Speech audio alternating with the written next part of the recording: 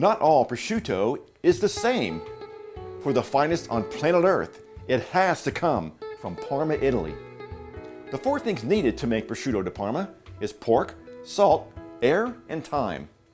As for the pork, it can only be produced from the hind legs of specially selected heritage breed pigs raised in 10 regions in Italy.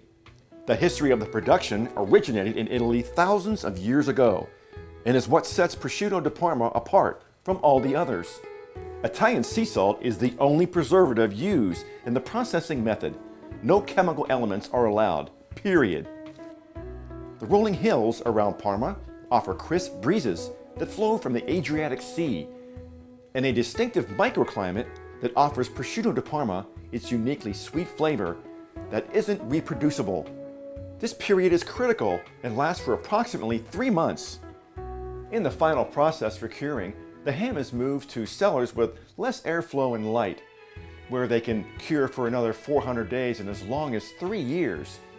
So to know you're getting the world's finest, make sure you look for the distinctive Parma crown, whether in pre-sliced packages or sold by the pound, in your local grocer's deli department. And if your stores don't carry it, ask for it. My store gladly brought it in for me. And today we're making a couple of crostinis with our di Parma for the holiday time of year. So we're going to use a serrated knife on our baguette bread and cut it slightly on the bias so it's kind of an oval shape. From here I usually spray on both sides lightly with some spray olive oil and sprinkle a little bit of sea salt on there and then pop them under the broiler like I've done here.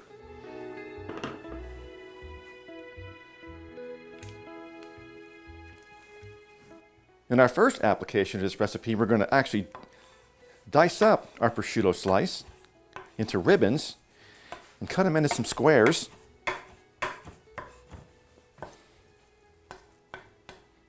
And then we're going to preheat a skillet over medium-high heat for about a minute, and we'll add some high smoke-point oil, such as grapeseed oil, and we'll add our prosciutto pieces.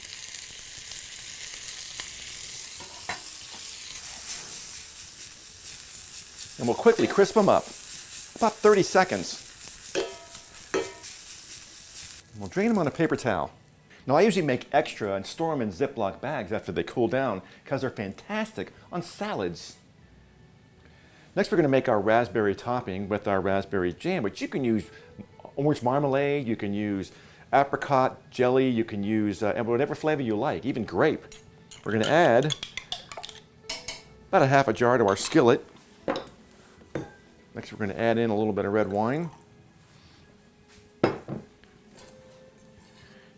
and our rosemary, finely chopped. And we'll turn on the heat and melt it and bring it all together with a whisk.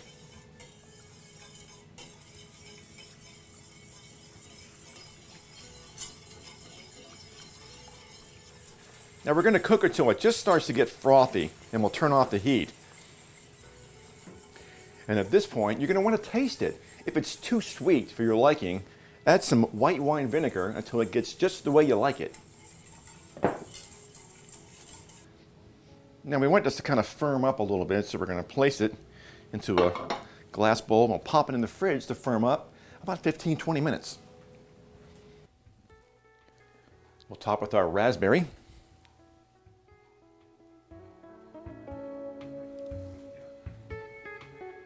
Next we'll add a piece of brie cheese. And we'll top with our crispy prosciutto.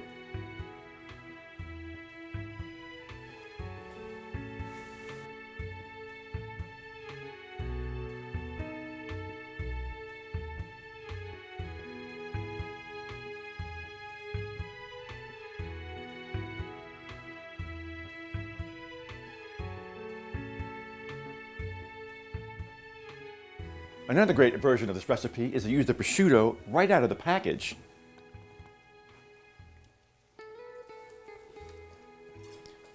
And we'll make thin slices all the way down.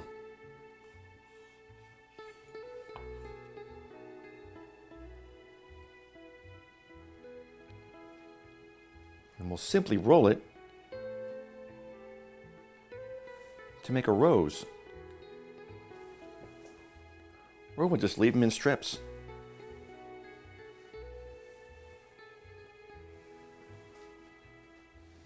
I'm going to slice some cherry tomatoes on the bias.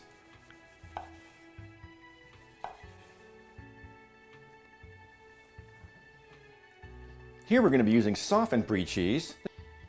This one here happens to be pre-seasoned with herbs and spices.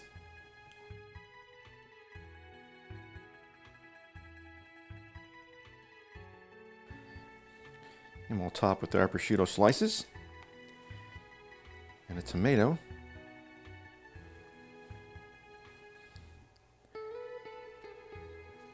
And an herb, such as rosemary or even oregano. Or you can make them single bite sizes by cutting them in half. Add your cheese, tomato, and our prosciutto rose.